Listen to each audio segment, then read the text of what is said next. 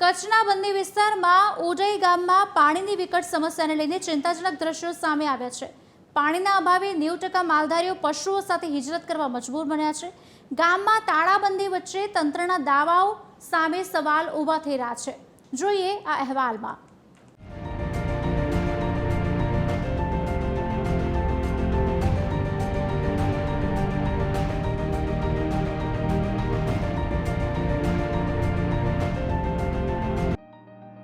છસોની વસ્તી ધરાવતા ઉડઈ ગામમાં પીવાના પાણીની ભારે તંગી છે। 3 દિવસે માત્ર 4 કલાક પાણી મળતું હોવાથી માલધારીઓની હાલત કફોડી બની છે। પશુધનને બચાવવા માટે ગામના 90% લોકો ભુજ તાલુકાના અન્ય વિસ્તારોમાં સ્થળાંતર કરી ચૂક્યા છે, જેના કારણે ગામમાં સન્નાટો છવાયો છે। ભુજ તાલુકાની જે બન્ની વિસ્તાર કહેવામાં આવે છે તે બન્ની વિસ્તારમાં પાણીની સમસ્યા ગંભીર સમસ્યા છે, જે એવું સંકટ છે જેના કારણે અહીંના લોકો માલધારીઓ જે છે એ પોતાનું ગામ મૂકવા માટે તૈયાર થઈ અને ગામ છોડીને ભાગી ગયા છે।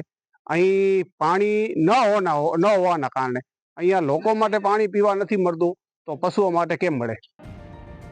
જે 8-10 પરિવારો ગામમાં બચ્યા છે તેઓ 1500 થી 1700 રૂપિયા ખર્ચીને ટેન્કર દ્વારા પાણી મેળવી પશુઓનો નિભાવ કરી રહ્યા છે। ગ્રામજનોનો આક્ષેપ છે કે અનેક રજૂઆતો છતાં તંત્ર માત્ર આશ્વાસન જ આપે છે, કોઈ કાયમી ઉકેલ લાવતું નથી। પાણીની એકદમ બહુ સમસ્યા છે। અમે તરસે મરીએ છીએ, અમારા જાનવર બી તરસે મરે છે। અમે કેટલી જે થાક્યા તો હજી સુધી અમને પાણીની તકલીફ ગઈ નથી। બાકી તો ગવર્મેન્ટ છે અમે એટલી રાડું કરી છે, ગમે તેટલી અધિકારીઓમાં રાડું કરી તો હજી કોઈ અમારી સાંભળ્યું નથી।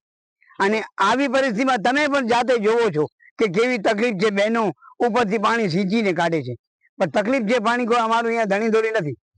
જેટલી પણ અમે કહીએ તો કે હા આવશું, આવે ને પછી નામે નથી લેતા, પણ વોટ લઈ જાય પણ નામ ન લે, 2 પગસ તો પછી અમને ક્યાં જવું?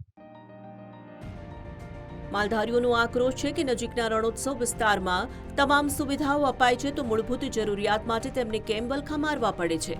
કરોડોની યોજનાઓ છતાં ઉડઈ ગામની આ સ્થિતિ બંને વિસ્તારના વહીવટીતંત્રની નિષ્ફળતા છતી કરે છે। તંત્ર આ માલધારીઓની પીડા ક્યારે સાંભળશે અને ક્યારે પાણીની સમસ્યાનો કાયમી ઉકેલ આવશે તે સૌથી મોટો પ્રશ્ન છે। ભુજ તાલુકામાં આવેલા બન્ની વિસ્તારની વાત કરીએ તો દર વર્ષની જેમ આ વર્ષે પણ બન્નીમાં પાણીની જે સમસ્યા છે તે યથાવત રહી છે।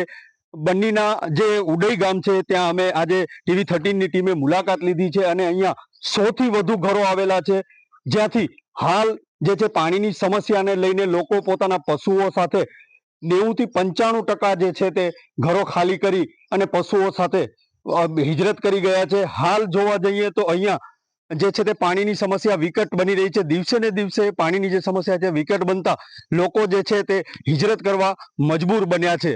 અયાજ સિદ્દીકી, TV13 કચ્છ।